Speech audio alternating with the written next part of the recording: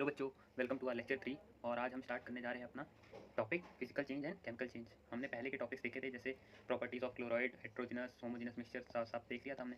ठीक है, तो अब हम देखने जा रहे हैं फिजिकल एंड केमिकल चेंजेस। तो वही एनसीईआरटी लाइन बाई लाइन चलेंगे और आप अब देखिए मैं क्या बता रहा हूँ। तो in previous chapter we have learn about few physical properties of matter, that properties that can be observe and specified like colour, hardness, odour, rigidity, fluidity, density, melting point, boiling point. ये सब physical properties में आता है। ठीक है, hardness हो गया, rigidity हो गया, फ्लूइडिटी हो गया, डेंसिटी हो गया, मेल्टिंग पॉइंट हो गया, बॉइलिंग पॉइंट हो गया, ये सब किसमें आता है? फिजिकल चेंज में आता है। आपसे कोई पूछे फिजिकल चेंज तो आप इन सब का एग्जांपल देके बता सकते हैं, ये सब फिजिकल चेंज है। ठीक है, अब आगे देखते हैं chemical. The inter conversion of state in physical change because these change occur without a change in composition and no change in chemical nature of substance. Physical change में कभी भी कॉम्पोजिशन नहीं चेंज होता है और सब्सटेंस का nature नहीं change होता है, उसकी प्रॉपर्टीज़ वही रहेंगी फिजिकल चेंज में। ठीक है, उसका केमिकल नेचर कभी नहीं चेंज होगा। तो ये लिखा है, although ice and water vapour look like different and displays different physical properties, but वो केमिकली क्या है? सेम है। ये एक एग्जांपल है। ठीक है, मैं इसको अलग पेन से कर देता हूँ।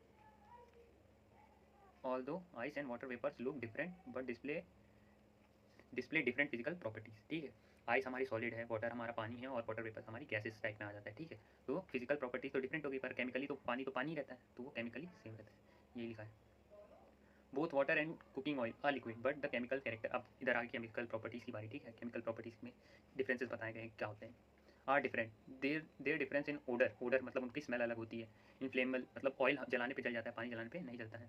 We know that oil burns in air whereas water fire extinguisher में यूज़ करते हैं, पानी को तो हम आग बुझाने के लिए यूज़ करते हैं। ठीक है, तो दोनों की केमिकल प्रॉपर्टी अलग अलग है। ठीक है, it is this chemical property of the oil that makes it different from water. वो ऑयल की केमिकल प्रॉपर्टी है जो उसे आग जलवाने पे मजबूर करवाती है। वरना ऑयल अगर अगर ऑयल की केमिकल प्रॉपर्टी जैसे वाटर जैसी होती तो वो आग नहीं जला पाता। ठीक है, वो भी एक्सटिंग्विशर का ही काम करता, आग बुझाने में ही काम आता था। ठीक है, यही बता रहा है। तो इधर कहाँ थे हम लोग? It is this chemical property of oil that makes it different from water during its chemical change. During this process, one substance reacts with another to undergo a change in chemical composition. Chemical change brings change in the chemical properties in of matter and we get new substance. A chemical change is also called a chemical reaction. Chemical change को chemical reaction कहते हैं। ठीक है, during burning of candle both physical and chemical change. ये एक example मैंने बताया था उस दिन, क्या पता आपको याद हो या ना हो। मैंने एक एग्जांपल बताया था क्या होता है। कैंडल जलाने पे केमिकल चेंज भी आता है, फिजिकल चेंज दोनों आते हैं। ठीक है, ये बताया। बाकी अब इधर आते हैं, what are the types of pure substance। अब ये देखते हैं, on the basis of chemical composition के बेसिस पे substance can be classified either as element or compound. अब ये एलिमेंट क्या होते हैं और कंपाउंड क्या होते हैं, आइए देखते हैं। एलिमेंट वो होता है, पीरियोडिक टेबल आपने देखी होगी। अब तो आप मेरे ख्याल से आप लोगों ने एक एनसीईआरटी के चैप्टर 3 एटम्स एंड मॉलिक्यूल में जाइएगा, आपको उधर एक पीरियोडिक टेबल दिखाई देगी, डब्बे बने रहेंगे। तो वो उस पीरियोडिक टेबल में जो डब्बों के बीच में पाए जा रहे हैं जो सब्सटेंस, जैसे हाइड्रोजन हो गया, नाइट्रोजन हो गया, फ्लोरीन हो गया, ऑक्सीजन हो गया, ये सब सिंगल ही पाए जाए तो सिंगल ही पाए ही जाते हैं, वो एलिमेंट होते हैं। ठीक है, पीरियोडिक टेबल में कोई भी चीज़ पाई जाए, जैसे ऑक्सीजन, फ्लोरीन, नियॉन, ऑक्सीजन, कोई भी पाए जाए वो एलिमेंट होते हैं। और जो पीरियोडिक टेबल में ना पाए जाए, और जैसे कंपाउंड दो एलिमेंट को मिलकर फॉर्म होता है, जैसे ऑक्सीजन और कार्बन, CO2 बन गया, ऑक्सीजन और कार्बन मोनोऑक्साइड बन गया। तो ये दो एलिमेंट को मिलके जो बना वो कंपाउंड, और सिंगल एक पीरियोडिक टेबल में कोई चीज़ है वो एलिमेंट। ठीक है, अब देखते हैं। आइए, एक रॉबर्ट बॉयल साहब थे, was first scientist to use the term element in 1666। ये पूछा नहीं जाएगा। स्वॉन लुइड लेवोसियर एक साइंटिस्ट थे, तो उनने 1743 से उनका ये तो उनकी मरने और जीने की डेट है, तो इससे कोई मतलब नहीं हमारा। फ्रेंच केमिस्ट थे। ठीक है, was the first to establish and experimentally useful definition of element. अच्छा, इन्हें एलिमेंट की डेफिनेशन बताई थी। ठीक है, तो इससे मैंने बता दी एलिमेंट की डेफिनेशन सिंपल, तो आपको तो वही पीरियोडिक टेबल में पाई जाने वाली चीज़ें एलिमेंट कहलाती हैं, साफ सिंपल डेफिनेशन। ठीक है, आइए वैसे इनकी भी डेफिनेशन देख लेंगे, क्योंकि पेपर में क्या पता आपके टीचर बोले नहीं भाई एनसीईआरटी में तो ये लिखा था, तो आप इनकी एक बार डेफिनेशन देख लीजिए। He defined an element as a basic form of matter that could not be broken down into simpler substance. मतलब उसके बाद उन्हें तोड़ा नहीं जा सकता। ये एनसीईआरटी की सिंपल डेफिनेशन है। ठीक है, ये लिखा है, element can be normally divided into metals, non metals and metalloids. अब वो पीरियोडिक टेबल आपने देखी होगी, क्योंकि मैं एक बार पीरियोडिक टेबल आपको दिखा देता हूँ। पीरियोडिक टेबल कैसी दिखती है, ये देखिए, ये आपकी पीरियोडिक टेबल है। ठीक है, आपको दिख रही होगी, ये पीरियोडिक टेबल है। इसमें से इस तरफ मेटल्स होते हैं, इस तरफ मेटलॉइड्स होते हैं, इस तरफ नॉन मेटल्स होते हैं। तो ये तो आपको अभी पढ़ने की जरूरत नहीं है, बस जान लीजिए। एक पीरियोडिक टेबल वैसी होती है जो आप अपनी चैप्टर 3 में भी देख सकते हैं। ठीक है, element can be normally divided into metal, non-metal and metalloid. Metals are usually shown so some और ऑल द फॉलोइंग प्रॉपर्टीज। अब मेटल्स की यहाँ प्रॉपर्टी दी गई है। मेटल्स कैसे होते हैं? मेटल आर लस्टरस, मतलब वो शाइन करते हैं, ठीक है। जैसे हमारा आयरन हो गया, गोल्ड हो गया, सिल्वर हो गया, सब शाइन करते हैं, ठीक है, जैसे मेटल है। They are silvery greys golden yellow in colour, ठीक है, बता दिया। They conduct heat and electricity. अगर हम मेटल को गर्म करें तो आसानी से गर्म हो जाते हैं, तो वो हीट को कंडक्ट कर सकते हैं, और इलेक्ट्रिसिटी तो भाई कंडक्ट करते ही हैं, मेटल्स के वायर बनते हैं, ठीक है। दे आर डक्टाइल, उनको पीटने पे वो चपटे हो जाते हैं, डक्टाइल बता रहा है, वो फैल जाते हैं, ठीक है। Can be drown into wires, उनको पतला करके वायर भी बनाया जाता है, ठीक है। दे आर मेल्टेबल, मतलब उन्हें मेल्ट किया जा सकता है, ठीक है, मेल्ट करके कोई दूसरा शेप दे सकते हैं। दे आर सेनोरियस, मतलब उनसे मतलब उनको ठोकने पे आवाज़ भी आती है, जैसे कोई मेटल हो उस पर आप जोर से हाथ मारिए उसकी आवाज़ आएगी आपको, ठीक है, तो वो बता रहे हैं। तो ये इंपॉर्टेंट पॉइंट्स थे, ये देख लीजिएगा मेटल्स के बारे में, ये टीचर पूछ सकता है, ठीक है।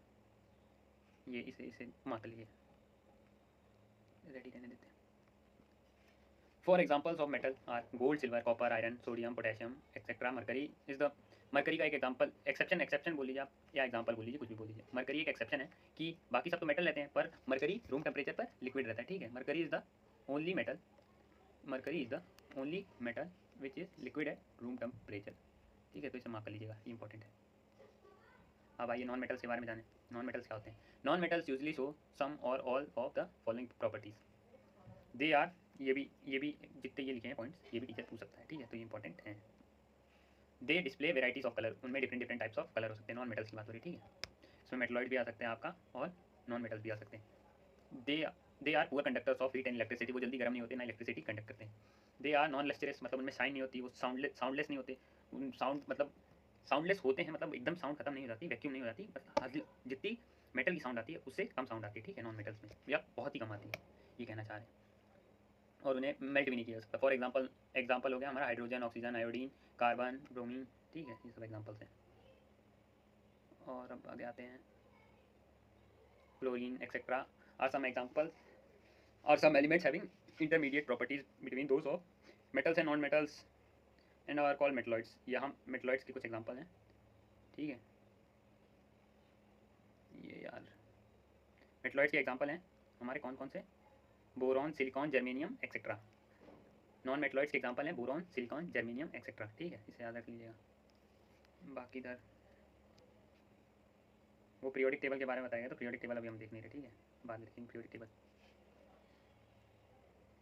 ये पीरियोडिक टेबल हम लोग कौन से थर्ड चैप्टर में देखेंगे, ठीक है। अभी इस पे इसी चैप्टर पे रहते हैं। अब कंपाउंड्स क्या होते हैं? अब कंपाउंड्स आते हैं। Compounds are the substance composed of two or more element. ये बेस्ट डेफिनेशन है, ये इसे रट लीजिए आप अभी से ही, बस इसे रट लीजिए, that's more than enough. Chemical properties chemically combine with one and another and fix proportion में होते हैं। भाई प्रपोर्शन चेंज हो जाता है तो उनके कैरेक्टरिस्टिक्स चेंज हो जाते हैं, प्रॉपर्टीज चेंज हो जाती है, ठीक है, तो वो डिफरेंटली बिहेव करने लग जाते हैं। Why do we get when two or more elements R command. वो पूछ रहा है कि हमें दो और दो से ज़्यादा एलिमेंट को मिलाने पे क्या बनता है, तो हमारे कंपाउंड बन जाते हैं, ठीक है, ये पूछ रहा है, और कुछ नहीं। वो एक्टिविटी है, कोई एक्टिविटी तो हम देखेंगे नहीं, ठीक है, ये मेरे ख्याल से पूरी एक्टिविटी है, इधर कोई मतलब नहीं है।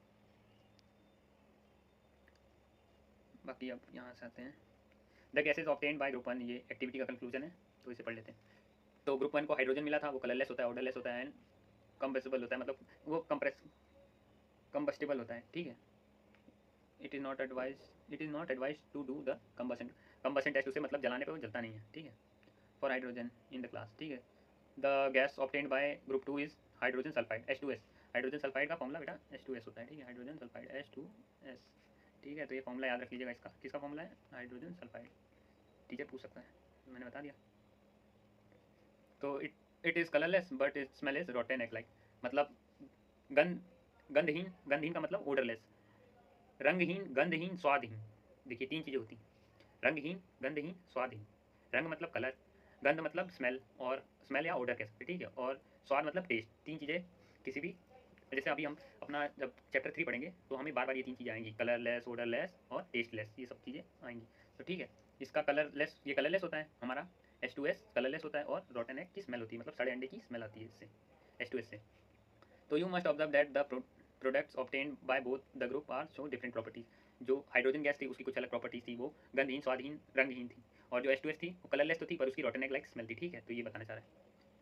तो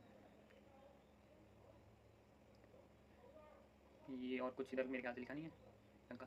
group one has carried out an activity involving a physical change, whereas in case of second group a chemical change and a chemical reaction has taken place, ठीक है।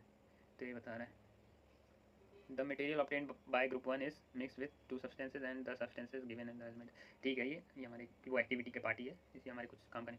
The proportion of mixture are same in constituent. अब ये हो गया, यहाँ कुछ differences दिए गए मिक्सचर और कंपाउंड के बीच में, ये टेबल इंपॉर्टेंट है।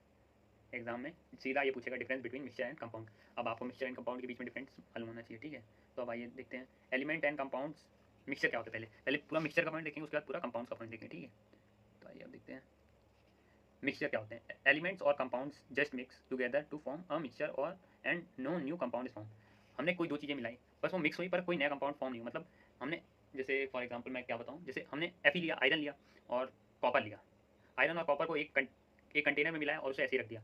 आयरन और कॉपर मिक्स नहीं हो जाएंगे, वो वैसे के वैसे ही रहेंगे, तो वो एक मिक्सचर कहलाएगा। अगर वो मिक्स होकर कोई अलग कंपाउंड फॉर्म कर लेते, जैसे FeSO4, जैसे FeSO4 फॉर्म कर लेता है, FeSO2 फॉर्म कर लेता है, तो ये अलग कंपाउंड फॉर्म कर लेता है, तो वो कंपाउंड की कैटेगरी में आ जाते हैं। पर उन्होंने कंपाउंड नहीं फॉर्म किया और वो वैसे ही पड़े रहे, तो उन्हें कहते हैं मिक्सचर, ठीक है। और mixture has a variable composition, composition अलग अलग हो सकते हैं, आप ज़्यादा आयरन भी डाल सकते हैं, ज़्यादा कॉपर भी डाल सकते हैं, ठीक है। और mixture shows the property of constituent substance. Mixture भैया कॉन्स्टिट्यूएंट सब्सटेंस की प्रॉपर्टी शो करता है। The constituent can be separated clearly by physical properties, physical properties से हम इसे अलग भी कर सकते हैं, ठीक है। जैसे आयरन को अलग करना चाहे तो मैग्नेट लगा दे, कॉपर अट्रैक्ट नहीं होती जल्दी, ठीक है। मैग्नेटिक प्रॉपर्टी कॉपर में होती है, थोड़ी बहुत होती है, आयरन में सबसे मैक्स होती है, ठीक है, याद रख लीजिए मैग्नेटिक प्रॉपर्टी। एलिमेंट्स रिएक्ट, अब देखिए कंपाउंड क्या हो गया, जैसे हमने वही दो मिक्सचर, कोई जैसे H2SO4 ला के H2SO4 लिया और आयरन लिया और दोनों को मिक्स कर दिया, तो FeSO4 बन गया, तो ये कंपाउंड बना, नई चीज़ फॉर्म हुई, तो मतलब कंपाउंड, ठीक है। Element react to form new compound, हमने कोई न्यू कंपाउंड बनाया तो वो कंपाउंड्स में आएगा, और अगर उसने कंपाउंड नहीं बनाया तो वो मिक्सचर में आएगा, ठीक है। ये बता रहा है the composition of each new substance is always fixed, इसमें फिक्स्ड होता है, इसमें आप चेंज नहीं कर सकते। जैसे FeSO4 अगर आपने बनाया तो वो FeSO4 थ्रू आउट द बोझ रहेगा, चेंज नहीं हो सकता, ठीक है। जैसे आप आयरन में आयरन ज़्यादा डाल सकते थे, कॉपर में कॉपर ज़्यादा डाल सकते थे, ऐसा कुछ नहीं हो सकता, ठीक है। द न्यू सब्सटेंसेज है टोटली डिफरेंट प्रॉपर्टी, इनकी प्रॉपर्टी डिफरेंट रहती है, बाकी उसमें सेम रहती है, ठीक है। The constituent can be separated only by chemical method and electrochemical reaction, ठीक है। इन दो मेथड से ही हम सेपरेट कर सकते हैं कंपाउंड को, ठीक है। ये लिखा है, ये इंपॉर्टेंट था बच्चों, ठीक है, इसे अच्छे से देख लीजिएगा, ये हमारी इंपॉर्टेंट टेबल थी, ठीक। अब देखते हैं आगे क्या है। आगे द मटेरियल ऑफ ये मेरे यहाँ मेरे ख्याल से इधर कुछ काम करनी है, यहाँ कुछ काम करनी है, ठीक है। तो ये सब ऐसे ही है। अब इधर आ जाते हैं, मैटर को जानते हैं। मैटर स्टार्टिंग से ही चला आ रहा है हमारा मैटर, अब हमारा मैटर आखिरी पे आ गया, ठीक है। यहाँ पे मैटर खत्म हो जाएगा, अब हमें मैटर के बाद पढ़ना है, हमारे मैटर के अंदर घुसना है, ठीक है। अब अगले चैप्टर में हम मैटर के अंदर घुसेंगे और वो भी अच्छे से घुसेंगे, ठीक। तो मैटर को जान लेते हैं, सॉलिड लिक्विड गैस स्टेट में होते हैं, ठीक है। मैटर का प्योर फॉर्म होता है, मैटर या तो प्योर फॉर्म में भी हो सकते हैं, मिक्सचर में भी हो सकते हैं, हमने पहले से ही जान रखा है, ठीक। और नहीं जानते तो भैया जान लीजिए, इस टेबल से ही जान लीजिए, ये टेबल भी बहुत इंपॉर्टेंट है, ठीक है। स्टार मार्क कर लीजिएगा यहाँ, ठीक है, स्टार मार्क कर लीजिएगा यहाँ। तो अब एलिमेंट प्योर सब्सटेंसेस पे आते हैं, ठीक है। प्योर सब्सटेंसेस में element can not be broken down in simpler substance, ठीक है। ये सिंपल डेफिनेशन एलिमेंट की यहाँ भी लिख रखी है, ठीक है। ये पूरी टेबल इंपॉर्टेंट है, पूरी टेबल ही इंपॉर्टेंट है। ये सिर्फ जैसे आपको वन लाइनर पूछते हैं, जैसे 2 नंबर का कोई क्वेश्चन पूछता है पेपर में, तो आप सिंपल यहाँ से डेफिनेशन उठा के उस 2 नंबर में लिख सकते हैं और पूरे आपको पूरे के पूरे नंबर मिलेंगे। फॉर एग्जाम्पल आप लिख सकते हैं जैसे कॉपर हो गया, ऑक्सीजन हो गया, हाइड्रोजन हो गया, मरकरी हो गया, कंपाउंड से होते हैं, मिक्स कर दिया। तो आइए एक बार पढ़ लेते हैं वापस से। have fixed composition and can break it down into elements and by chemical और electrochemical reaction, इनको सिंपलर सब्सटेंस में तोड़ा जा सकता है, उन्हें कहते हैं एलिमेंट, ठीक है। फॉर एग्जांपल वाटर हो गया, मीथेन हो गया, शुगर हो गया, सॉल्ट हो गया, ये सब एग्जांपल हो गए। अब मिक्सचर पे आते हैं। मिक्सचर होमोजीनस होते हैं, हेट्रोजीनस होते हैं। होमोजीनस एक जैसे होते हैं, मैं बार बार बता रखा हूँ, स्टार्टिंग से बता रखा हूँ। होमोजीनस एक जैसे, हेट्रोजीनस अलग अलग। Homogeneous uniform composition, heterogeneous non uniform composition, ठीक है। एग्जांपल हो गया, एक ये एग्जांपल मस्ट है, ये एग्जांपल आपसे बार बार पूछेगा कि what are homogeneous compound, what are heterogeneous compound, तो ये एग्जांपल मस्ट है, इसे आप याद कर लीजिएगा, ठीक है। तो एग्जांपल देखते हैं क्या है। एग्जांपल हमारे शुगर इन वाटर, ठीक है, salt in water, sulphur in carbon disulphide, water in alcohol, ये सब होमोजीनस के हो गए एग्जांपल। अब हेट्रोजीनस पे आते हैं, सैंड एंड सॉल्ट हो गया इसका, शुगर एंड सॉल्ट हो गया, वाटर एंड ऑयल हो गया, ये सब इसके एग्जांपल, ठीक है। तो इसके दोनों के एग्जांपल याद करने बहुत जरूरी है। तो अब आइए आ जाते हैं अपनी समरी पे, हमने पूरे चैप्टर में क्या जाना, आइए देखें पूरे चैप्टर में हमने क्या जाना। तो ये सब इंपॉर्टेंट है। Mixture contain more than one types of substance, element, compound and mix in any proportion, ठीक है। ये स्टार्टिंग से पढ़ते आ रहे हैं, अब ना समझ आए तो भैया दिक्कत है, ठीक है। मैंने पहले भी बता रखा है, अगर किसी बच्चे ने कुछ नहीं पढ़ा वो आखिरी में समरी भी पढ़ के चला जाए, ये समरी इसे क्या क्या कहते हैं, समरी कहलाते हैं, ठीक है। ये हमारे चैप्टर का समरी है, ठीक है। तो अगर किसी बच्चे ने कुछ नहीं पढ़ रखा हो, आखिरी में ये भी पढ़ के चला जाए, तो उसके पासिंग नंबर आ सकते हैं, ठीक है। तो अब mixture can be separated into pure substances using appropriate separation technique. Solution is a homogeneous mixture to form two or more substances major component of the solution. solvent कम वाला, solute ज़्यादा वाला। देखो, जिसमें मिलाया जाए वो solvent, ठीक है, जिसमें मिलाया जाए पानी solvent, और जो मिलाया जाए वो solute कम मारा करो सल्यूट। तुम्हें सल्यूट मरवाना है, ऑफिसर बनो भैया, सल्यूट मरवा मारो नहीं, सल्यूट कम बनो, ठीक है। सॉल्वेंट ज़्यादा बनो, मतलब ये याद करने की टेक्निक है आपको। अगर आपको याद हो रखा है तो अच्छी बात है, वरना भैया लड़के भुला जाते हैं, ठीक है, पेपर के स्ट्रेस में लड़के भुला जाते हैं, तो वो ऐसे याद कर सकते हैं। The concentration of a solution is amount of solute present in per unit volume. ये बाकी ये सब मैंने बता ही रखा, मैं 4 बार रिपीट करूँगा तब भी कोई मतलब नहीं, और बताने समझने वाले को एक बार में भी समझ आता है। अगर बहुत मुश्किल हुई तो चलो भाई दूसरी बार, तीसरी बार, चौथी बार, 4 बार समझ आ सकता है। और ना समझने वाले को तुम 4 बार बताओ, 40 बार बताओ, 400 बार बताओ, तो नहीं समझेगा, ठीक है। तो मैं बहुत बार बता चुका हूँ, ये सब चीज़ें रिपीटेड चीज़ें हैं। मैं अब वही पढ़ने लग जाऊँगा तो आपको कहेंगे आप लोगों का भी टाइम वेस्ट है और मेरा भी टाइम वेस्ट है, ठीक है। तो बाकी ये सब लिखा गया है, प्रॉपर्टीज़ ऑफ कंपाउंड। अब भाई कंपाउंड हमने ऊपर देखिए रखा था, ठीक है। तो बाकी ये आप बस इतना कर लीजिएगा। अगर आप कुछ नहीं कर पा रहे, समरी पढ़ के चले जाइएगा पेपर में, ठीक है। ये पूरी समरी, ये पूरी समरी पढ़ के चले जाइएगा, ये पूरी समरी पढ़ के चले जाइएगा, और कुछ भी लिख दीजिए, मतलब कुछ भी नहीं, रिलेवेंट लिखिएगा, टॉपिक से रिलेवेंट, कि आपके नंबर आ जाए, ठीक है। बस तो यही एंड करते हैं इस वीडियो को। और अब नेक्स्ट चैप्टर अब हमारा स्टार्ट होता है 9th क्लास 9th, अब यहाँ से स्टार्ट होता है एटम एंड मॉलिक्यूल से। और ये एटम एंड मॉलिक्यूल स्टार्ट होगा यहाँ से, और अब जब तक आप पढ़ेंगे तब तक चलेगा एटम एंड मॉलिक्यूल, ठीक है। तो